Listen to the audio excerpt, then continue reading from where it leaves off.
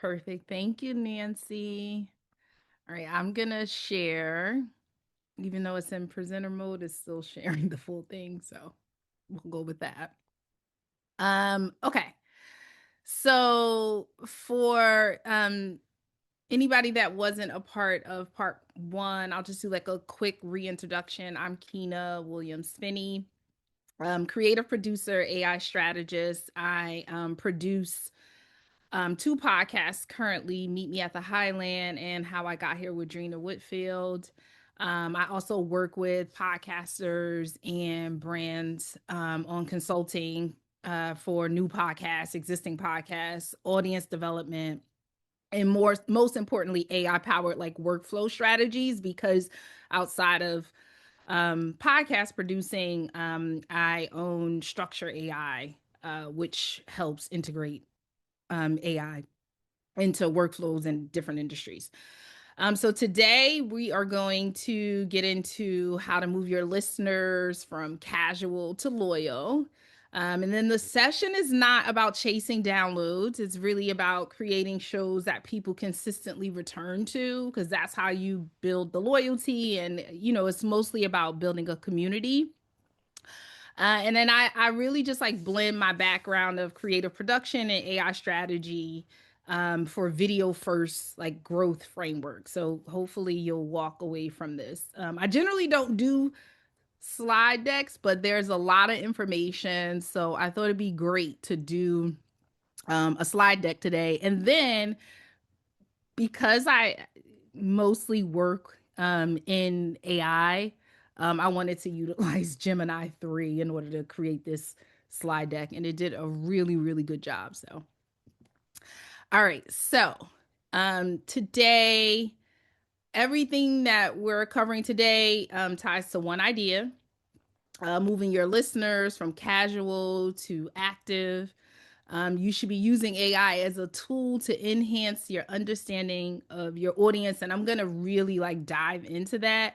Um, when it comes to podcasting, I think a lot of times people are using AI to like replace your voice, which great. You can use AI not to replace your voice, but also we'll go through like how I use it in the research phase. But AI makes everything very simple and can be done quickly. But it also can water things down if you're not using it correctly. So we'll go through all of that. So everything I'm sharing today comes directly from the work I do on the two shows, Meet Me at the Highland and How I Got Here, and just talking to different podcasters, video first podcasting. So, why growth has shifted from downloads, right? So a lot of creators are still like chasing downloads, unfortunately, because it does feel measurable. But the downloads don't guarantee engagement, right? And the last part of this is going to be monetization in December. And so in order to monetize, it can't just be downloads. It has to be that you're engaging, and that leads to revenue, right? So across the industry, it's a shift from like transaction to relationships now. uh Loyalists drive growth long term, and so algorithms are now like starting to reward engagement, not awareness alone. And that's happened because why? Because we have so many bots, right? So there are download like farms now. You can pay to have like your downloads go up. So that had to move away from that in order to make sure that the numbers aren't just numbers anymore. So, and it's not that it makes it harder, it makes it more authentic, to be honest. And we'll talk about, how that shift is happening when we get into like SEO versus AEO, which I don't know if anyone has heard of that, but that's answer engine optimization. So we'll talk a little bit about that and how that's shifting things.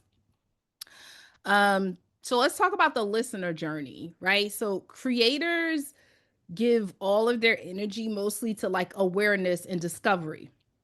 But the real like magic happens when someone listens for the first time.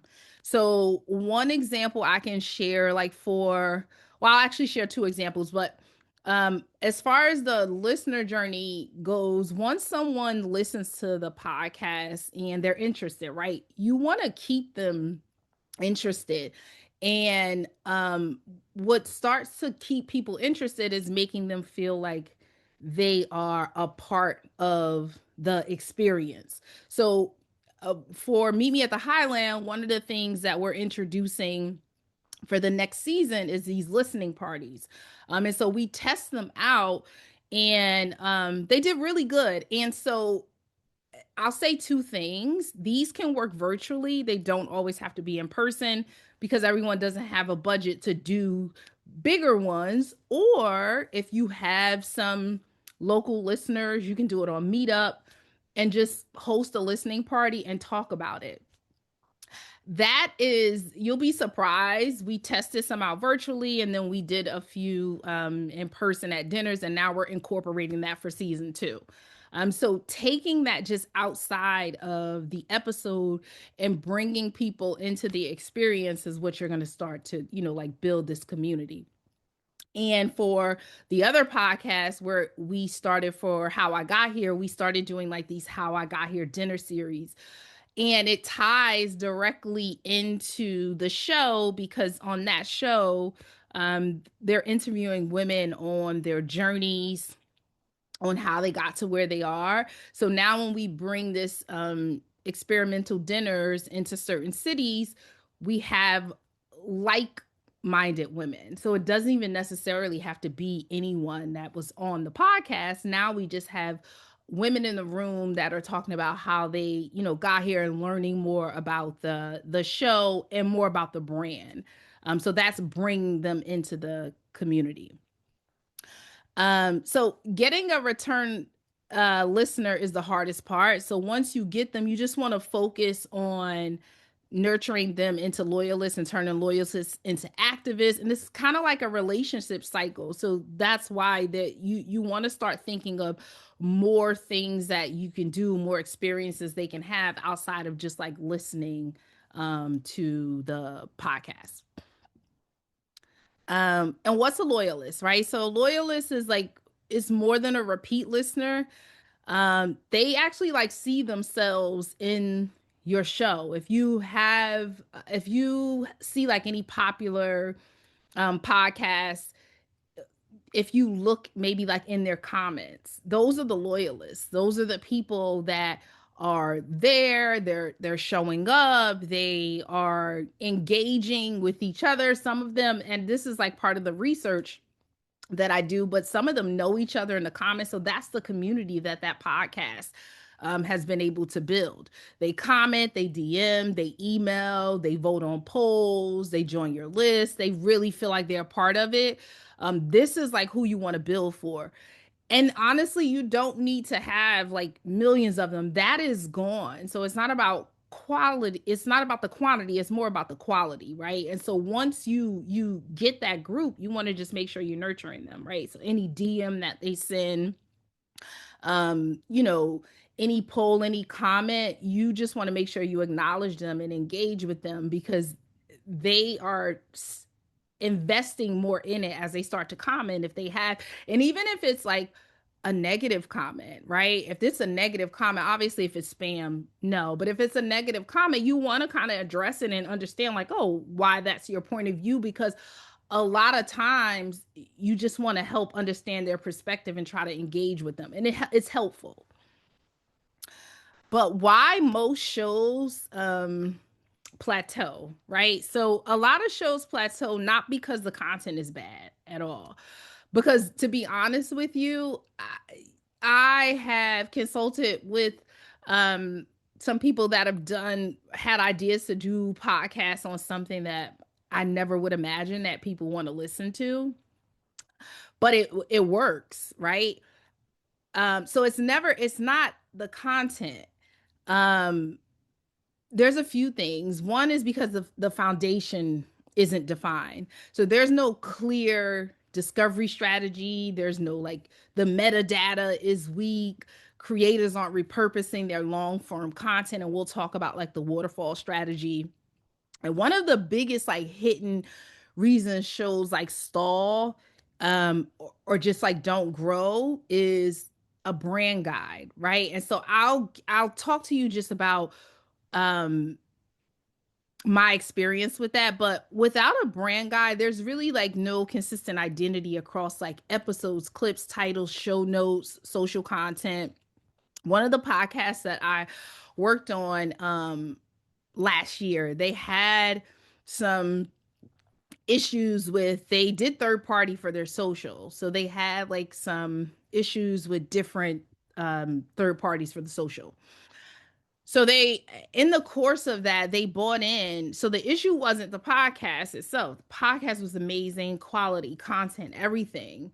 But once that happens, again, we'll talk about that during the waterfall strategy. But how you are getting that information out there is the biggest part of that. So because there was no like clear brand guide, and I come from um a marketing background. So in order to market a product, it has to have an identity. And so that is very important to me just on anything. It doesn't matter what the product is. And so what was happening is that you had three different social media teams that came in, and each time they came in, because there's no defined brand guide for this podcast, they had their own interpretation of what this should look like. So now you see it lacked consistency. What you want someone to be able to do is see something that comes out from your podcast, the branding, and they immediately know whether that is the design or just like the style, the quotes. You want to build that consistency so when they see it, they're like, oh, that's Meet Me at the Highland, right? Like that's the tone of voice, that's the brand.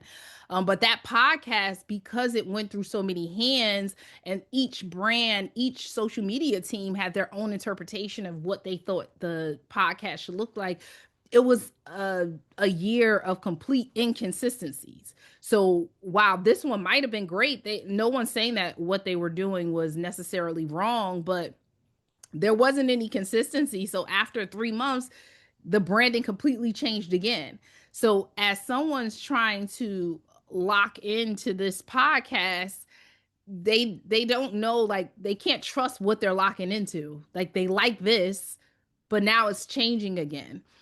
So the brand guide is helpful for consistency and identity, but it's also helpful for, even if you don't have a social team or a third party and you're just like one person, even for you, it's helpful to be on track, to know like this is, makes one, it makes it much easier if there's like the same DNA that's happening over and over again, not the same content but the same DNA. You know what colors you're using, you know what fonts you're using, you know what you're staying away from, you know what you want it to look like. So once you define all of those, it makes it a lot easier. One, if you're a solo producer, that makes it a lot easier. Or if you're even just like have someone help you with social, it doesn't need to actually be an agency with a big budget. But if you actually have someone helping you with social, you can bring on an intern or an assistant. But just having them be able to see like this brand guide is like, okay, I get it. This explains it for me. This is the DNA. And then you can, create based off that. So that is very, very important. Um, okay. Let's talk about like what actually builds loyalty. So when you look at the shows that I produce, Meet Me at the Highland, How I Got Here, we do a mixed format. Some episodes are in person, some are virtual, some guests have big platforms, others are voices people are just discovering. And the reason I mention that is because the loyalty these shows have built and are building, it has nothing to do with like how polished one episode is versus the other, or how well known the guests are. Because again, on some of them, we do in person, which is a beautiful studio setups, and then other times we're doing it on Riverside. It's about the the content, right? It's also just about the consistency. What actually keeps people coming back is the experience you create, right? That consistency, the point of view, the way the show feels, the way the conversation flows. That's what your listeners attach themselves to. Once they recognize the rhythm, the identity, again, the identity goes back to, just like building that brand guide. These all fall into each other.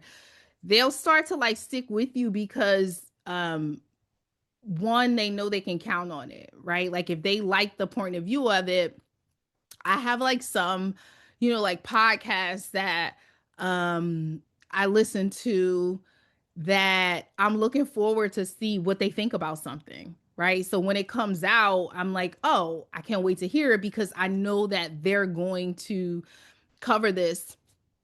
Um, I'll tell you like a quick story. This is how much I know a particular podcast, right? So there's a podcast, and I have like a marketing PR kind of background. They were having a conversation about my hometown, in a restaurant that one of my best friends owns. She owns a restaurant in our hometown, pretty popular. They talked about it on the podcast. And I know the podcast so well. I do not know any of these people personally, but I called her, and because of the dialogue that they were having, they were kind of like making, one of the hosts was making a joke about he goes to all these restaurants and they have his picture up there. So I called her and I said, "Do you trust me?" She said, "Of course." Okay, go get this. I'm gonna send you a picture. Go get the picture printed out, frame it, and put it in the restaurant. I don't know them. She doesn't know them personally, but she can, like get in contact with a few people. And I said, I guarantee you, you have to do it today. They film on Tuesdays. When it airs on Wednesday, I can guarantee you that they're going to mention this if you can get the picture like to someone that can get it to them. She's like, "Oh, do you know someone there?" Nope, I don't. But that comes from me actually knowing the DNA of that show. And I probably was not 100% confident only because anything could happen and it could not air. That was probably the one reason why I didn't say I'm 100% confident. But exactly what I said would happen happened on Wednesday. That didn't happen because I knew anybody and I was able.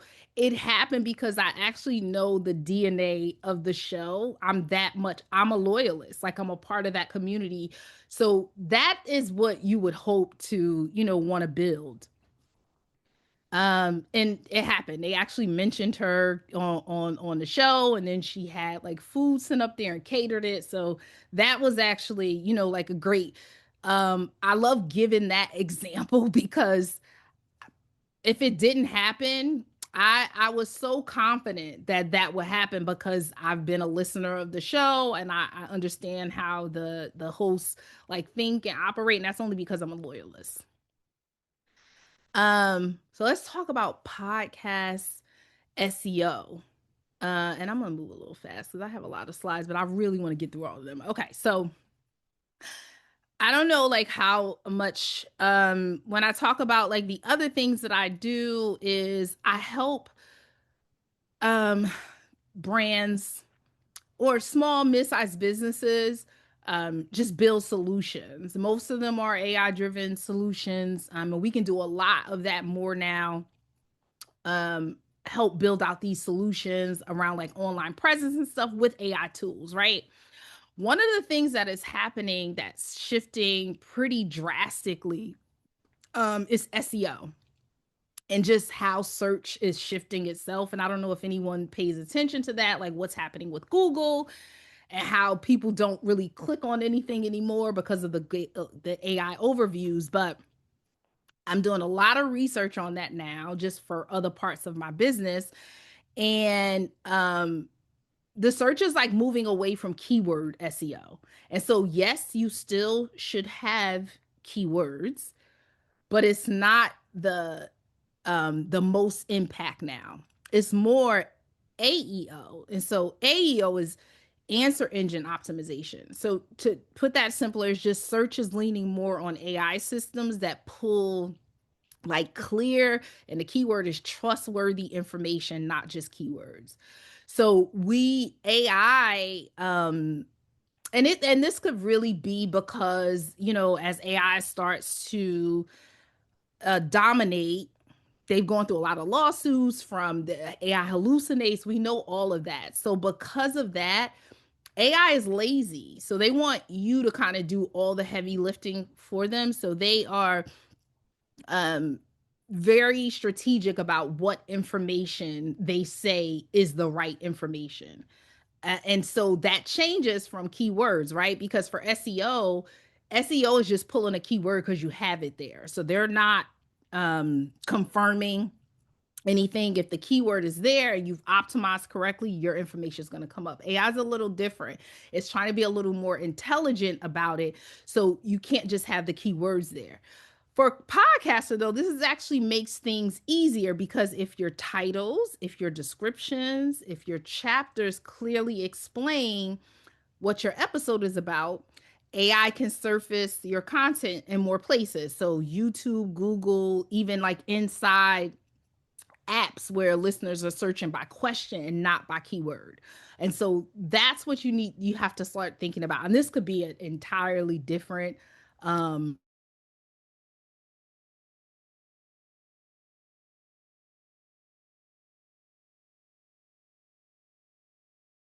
really to like chase trends, is to be clear, to be direct, and to use the language that users that the audience is actually searching for.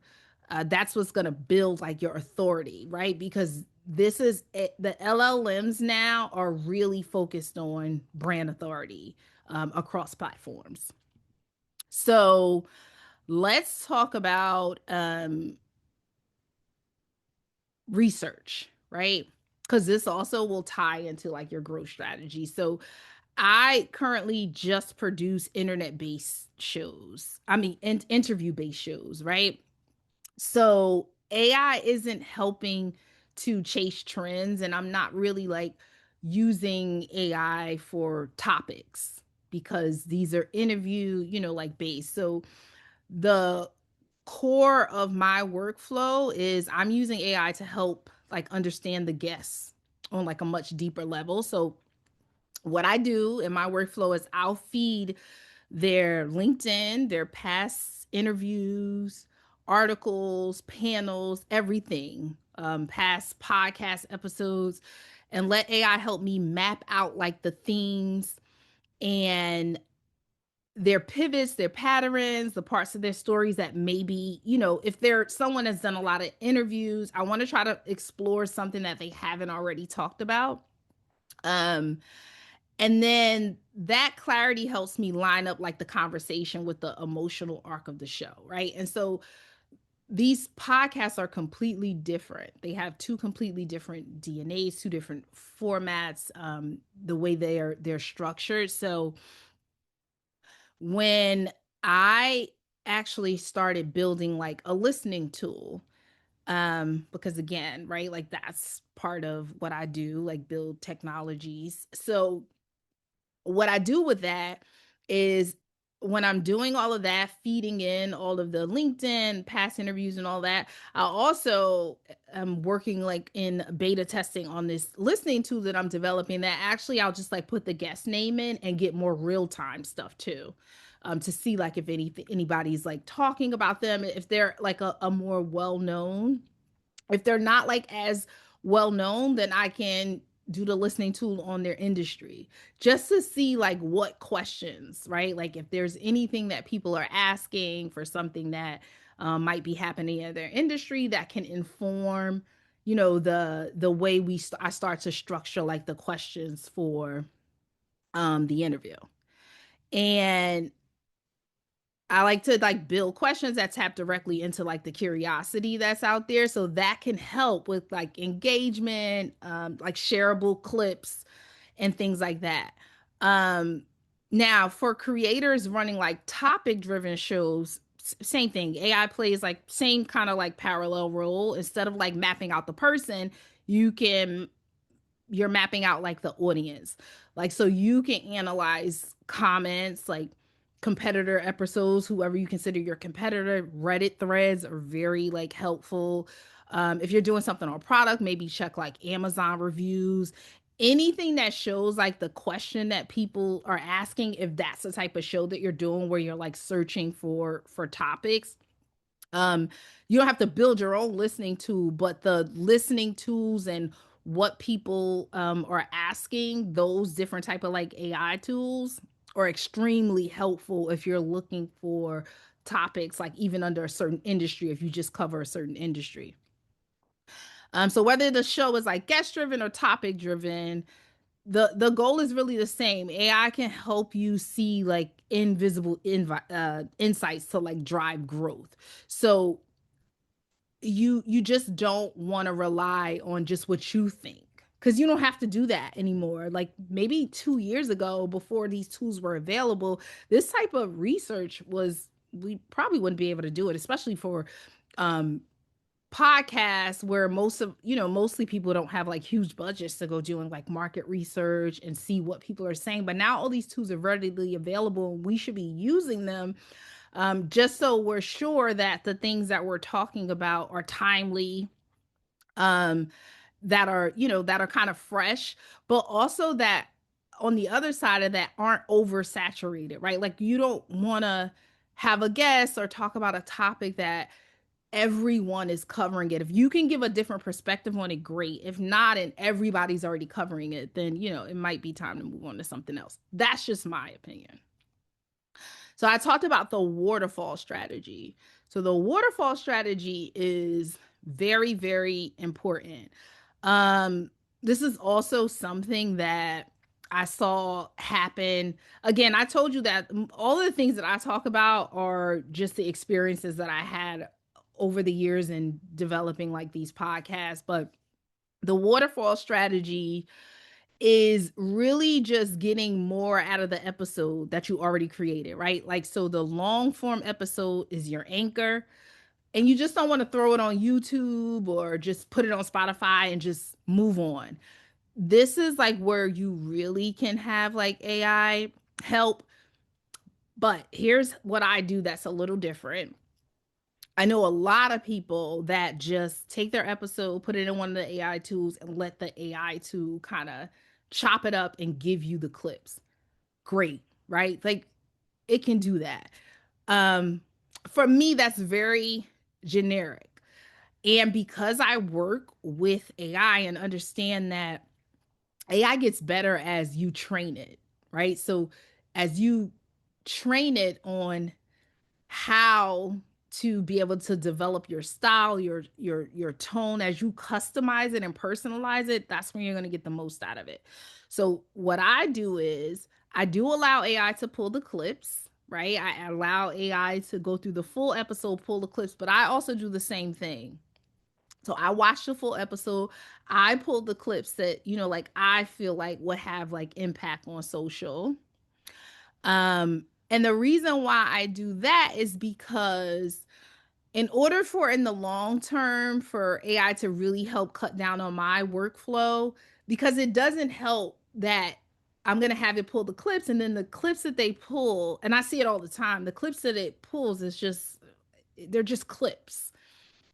So what I do is compare the clips that I pull to the clips that AI pulls, and then I'll go back and kind of tell them, here's the clips that I would have pulled, and here's why I would have pulled them. It's an extra step that you may not need to do it, but it's super helpful, because a couple of rounds of doing that will train the model to know what you're looking for, what style you're looking for. So I do that so that now when I go in and it pulls clips, it starts to get closer, much closer now. Almost with one of the podcasts, it could pull the clips, and it's spot on. So that's like a helpful, like tip. And it does take a little bit more time in the beginning. But again, you want quality. You want quality. And then also, I don't recommend, I work with, AI. And I also do a lot of like compliance and governance in it. So you definitely will, it's okay for AI to pull the clips, and you want it to have the emotional arc, but you also want it to line up with the transcripts, have the names right. And a lot of times that just doesn't happen, and that could be because of an accent, the way AI interprets a word. So just having it pull the clips, it's not useful, and it's not helpful if you have to go back and redo it over. So that's my spiel. And then those clips, you once you get them all down, those become your shorts, your reels, TikToks.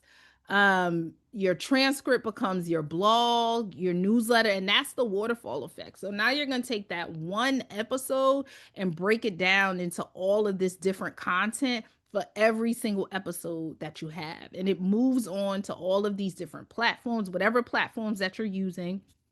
It moves on to all those different platforms. One thing I will say about the platforms, great if you can be on a lot of them because that'll build out growth. Not great if you can't manage them. Because if you go and you're on all of these platforms and you can't keep up, so then the consistency that you need is not going to be there if you're spreading yourself too thin. So you should pick the platforms that you want to be on, that you can be consistent on, and then just drill down on those. Um, okay. Social context matters. So this is important because I do still see people saying like link in bio, episode out now. I will never click anyone's link in bio to see what your episode is about. Tell me. Right. And so when it comes to social context is everything, a lot of creators do the new episode out now with the link.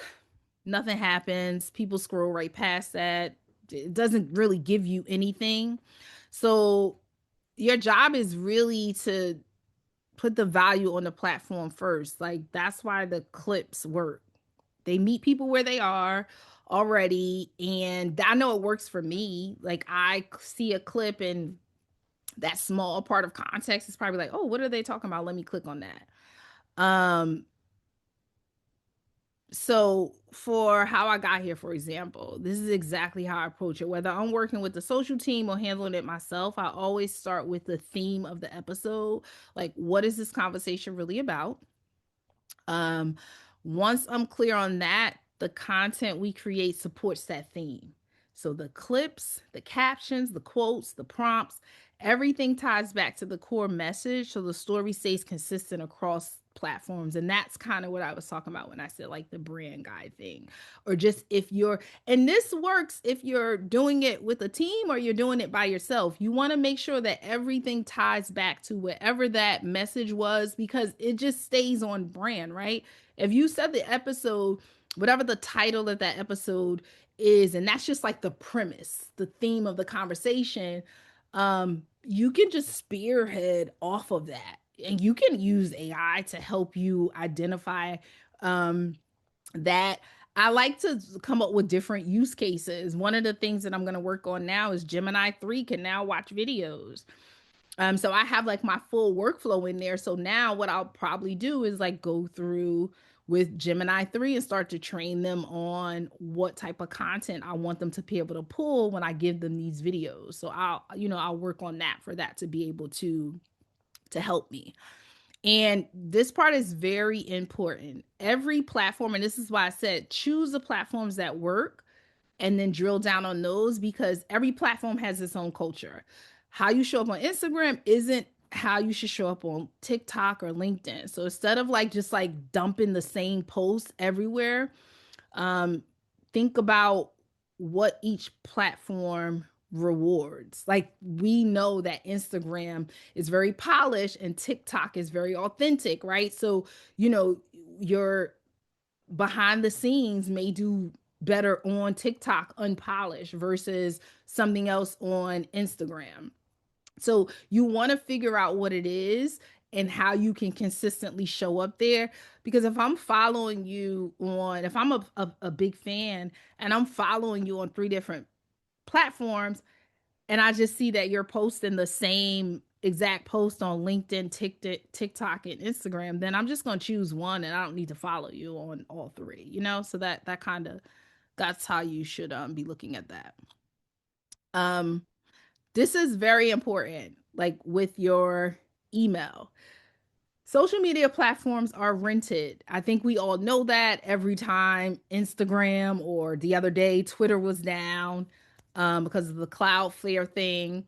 So you want to make sure that you own your community outside of these platforms. It's great to get them there, but have an email list. Like you should have an email list in order for them to join your list so that if anything happens with one of these platforms, you can get them off of there and still have your community.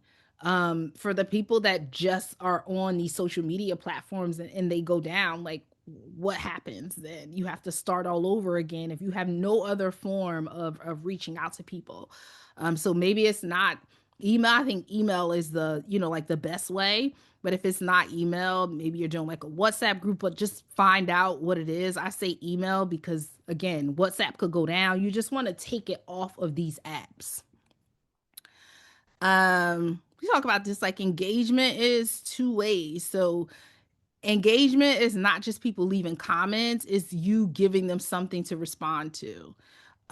For Meet Me at the Highland, um, these episodes come out once a month, and the episode comes out, and then the cadence is like once a week. There's these journal prompts that kind of dive into breaking down the episode and giving people like these um activities to do. And so what I started thinking was, we don't know that, people are leaving comments. I started to see people leaving comments saying like, oh, I did this and this. So we want to engage with them more. So now what we're incorporating is like these downloadable journals, right? Like so they can get the journal prompt, and now they can download the journal, and we can track that, right? Like we can track how many people are downloading it, and now we can drill down into that. So you want to engage with them on the things that they are showing that are important to them. If a listener, like I said this before, if they DM you, respond, right? Because that type of engagement, if they're DMing, they're invested, right? And so you want to make sure that there's some type of maybe call to action at the end of your episode, whatever that could be, like a poll or just asking them a question. And the same way I talked about like the content with the waterfall, there's more that you can even do like with the episode. Make this a part of your strategy afterwards, like especially if you have an episode come out, and maybe your next episode doesn't come out for 2 weeks. I don't have any podcasts that come out once a week or even twice a week. That's a lot. So and that's a lot just for the host that I work with. If it works for you, that's great. But in between that, you just want to make sure that each episode has a full framework. So you're doing the waterfall strategy, and then you're also doing like maybe like some Q&A, whatever it is that you're learning from your community. Watch it and see what are they replying to on YouTube. If they're saying anything, if they're not saying anything, listen. What I am going to tell you is not that this is going to happen, you're going to do this and then they're just going to immediately show up. The key word is consistency. If they see it multiple times, now they know that this is your thing. So one day someone will, it just takes one person to, and then get somebody to have your friends go up there and start the conversation off. But you want to continue to do it, because even though someone may not be responding, someone may actually be looking. So you just want to, whatever you decide that you can handle. I've consulted on people before that had these amazing ideas, but it's a lot of heavy lifting. So I'm like, that's great. Can you keep up with that though? Because if you can't keep up with it, I wouldn't recommend it. Like, don't start it if you can't be consistent with it. Um, and then just again, same thing, fostering like the super fans. I think it's cool to like name your community. I talk about the hosts with that, and I think we're gonna do like some little campaign for Meet Me at the Highland for what she wants to call the community, because again, it's all about acknowledgement. It's really about them. I think for this season coming up, we want to make sure that all of the experiences don't necessarily have to be in person, but we're trying to put in like new virtual experiences too, right? Like we're doing the listening parties, um, but also just like these playlists for walking. There's a bunch of like different ideas that we have on how to expand upon these episodes. And so that is what builds community. That's what turns people into super fans, because they're getting a lot more out of it than just the episode. It's kind of like the episode starts to come to life. So, for example, Meet Me at the Highland. This is Meet Me at the Highland.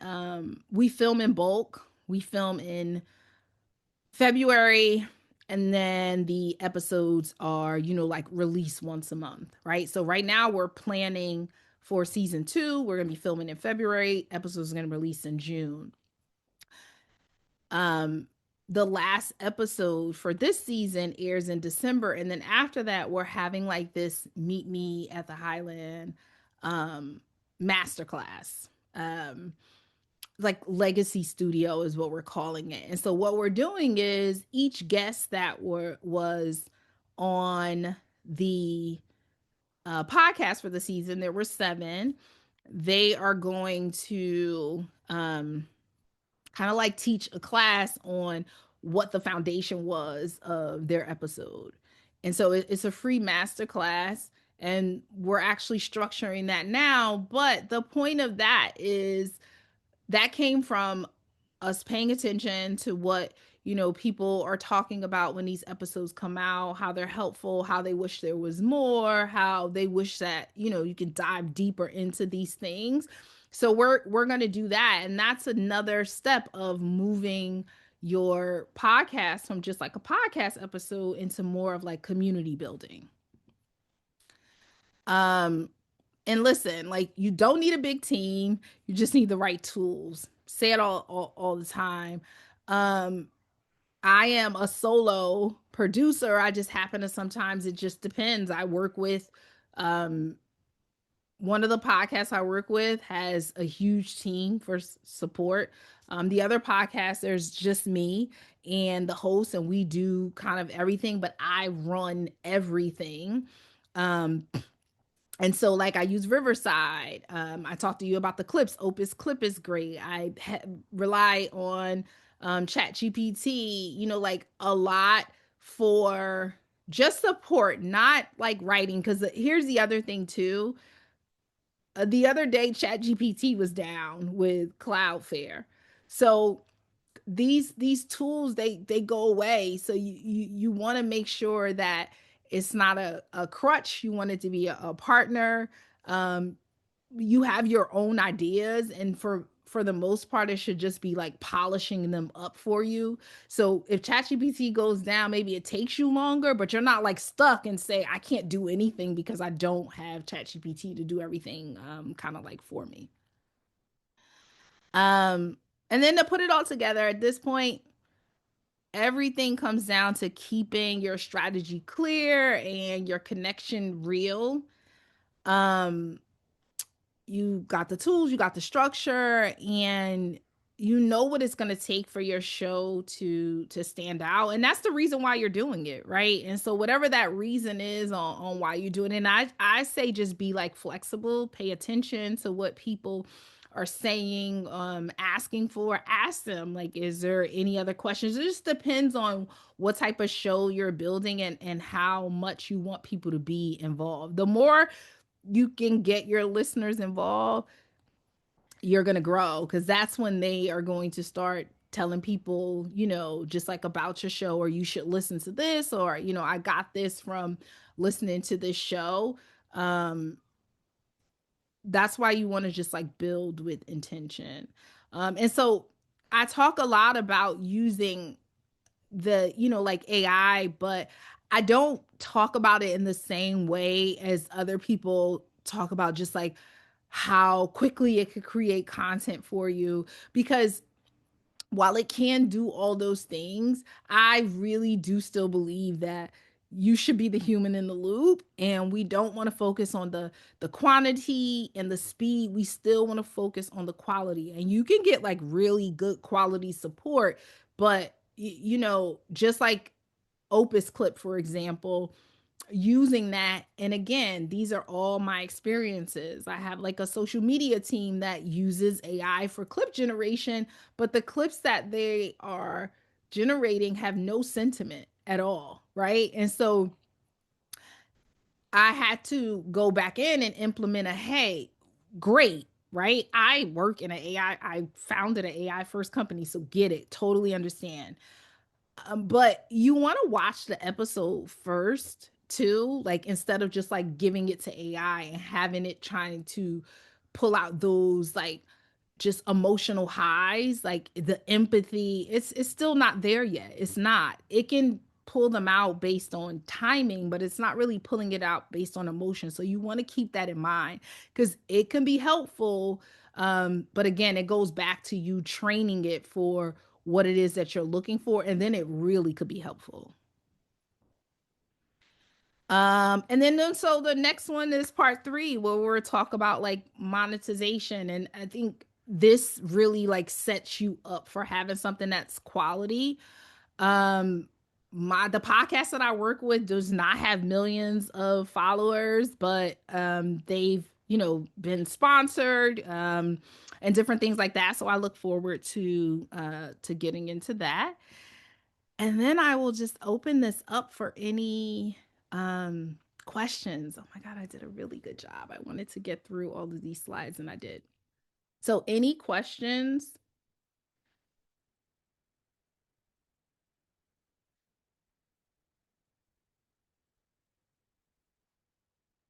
No?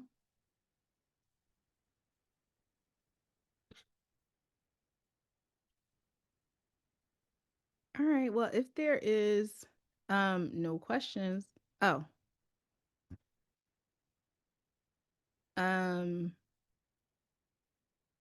Tiana, you can come. I think if you're on mute, Nancy, she should just be able to come off of mute to ask her question, right? Um, because we're in webinar format, Oh, okay. So she has to type it. yeah, she would have to put it into the Q&A box or chat it. Yes, Tiana, you can ask through the chat. That's totally fine.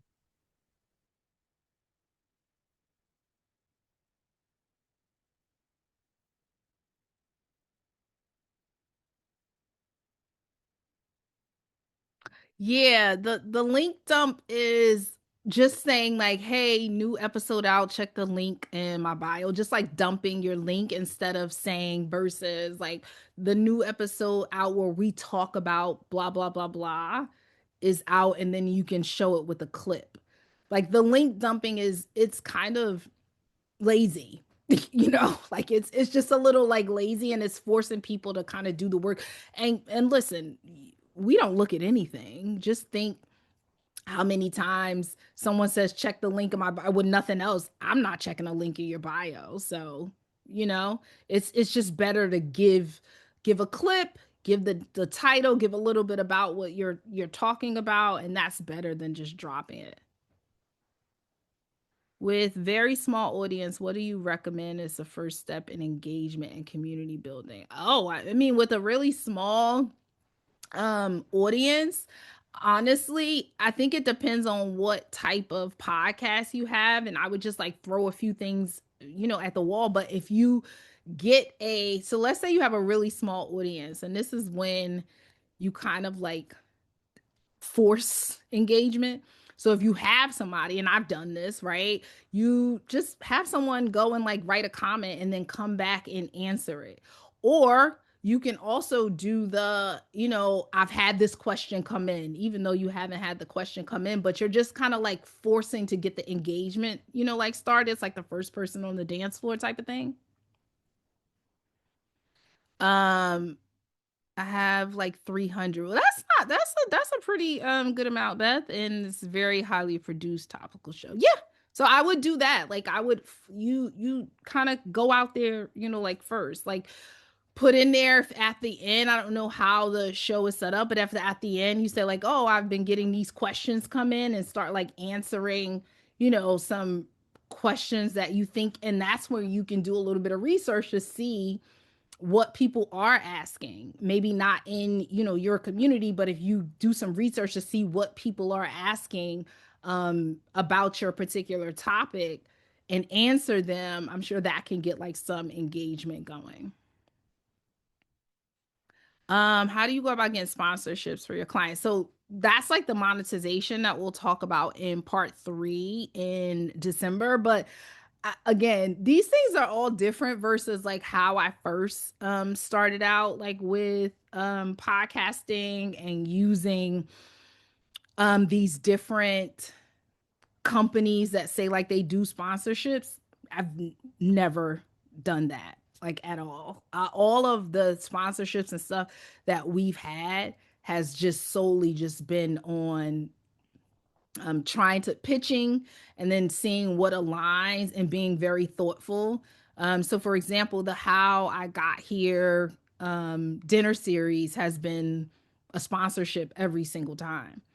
First, it was like smaller. The last one that we did was like a bigger, sponsorship. And again, my podcasts are not podcasts that have like millions of followers. It's just that it's quality content and it's the target audience. So you want to make sure that whatever sponsorships you're looking for, that it speaks to the target audience that you have. So whoever you're going after for a sponsor, if you have the target audience or the topics for the target audience that they're trying to get, you can make a case for that working. Um, what it was, okay, Tiana, you said, okay, so just for the captions. Oh, are you talking about the link dumping? Yeah. So the link dumping is just wherever I would just never just like dump a link without anyone knowing or having any idea what this episode is about. Like episode 4, check the link in my bio. I wouldn't ever do that. And you don't again, it's easy enough to just make a clip even before again use AI, great. But before you do, when I go through and watch these episodes, I watch it as like a viewer. And for me, whatever I start to react to, I'm like, oh, this is good. I'll just like save that because I'm watching it as a viewer. So I'm just like whatever I have like a emotional reaction to is what I'll say, oh, let me save that clip. And then when I go through and do it with AI, I try to see if they match up.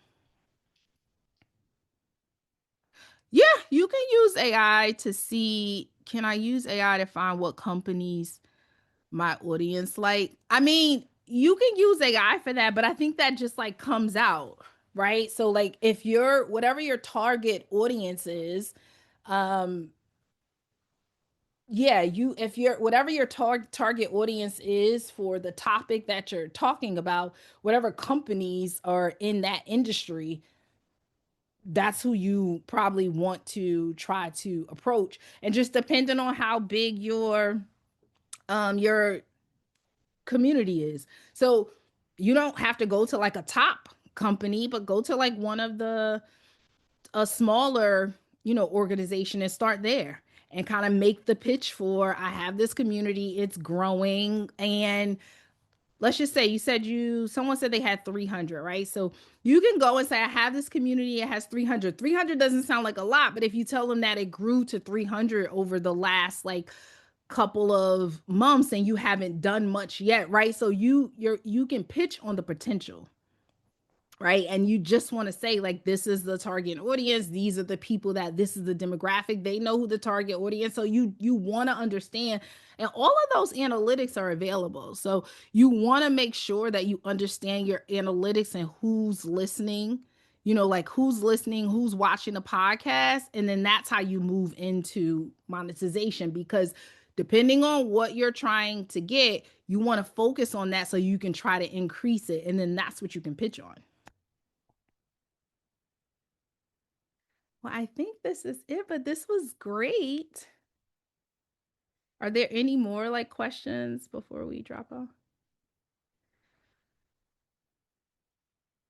Are you using AI for graphics? If so, how can you get more authenticity in the output? I see so much content that can tell is AI. I do not use AI for graphics. I don't. Yeah, I don't use AI for graphics. Again, this says a lot. I own an AI first company. I'm still about like quality. I like to use AI as a partner, not as a replacement. So no, I don't. I think that Kim, if you were to build out a brand guide, right, to say like what colors you're using, what fonts, just understanding the DNA of your show, creating content becomes way more easier than you'll have to because and I know we're going over, but AI is great, right? um but it still doesn't understand like the emotion, so it's never going to fully just be able to replace that as far as I can see yet, and I deal with it daily, so no, I don't use it for graphics. To be honest, so my LinkedIn is there and my email is that's my support, but it's Keena at structure.ai, and then my LinkedIn is Keena dash Williams. So screenshot that. Feel free to reach out and we can talk if you need additional help. But this was great. I thank you like so much for all the questions. Um I know Nancy gives us as a recording, and then the last one will be in December. So I look forward to seeing you all and thank you.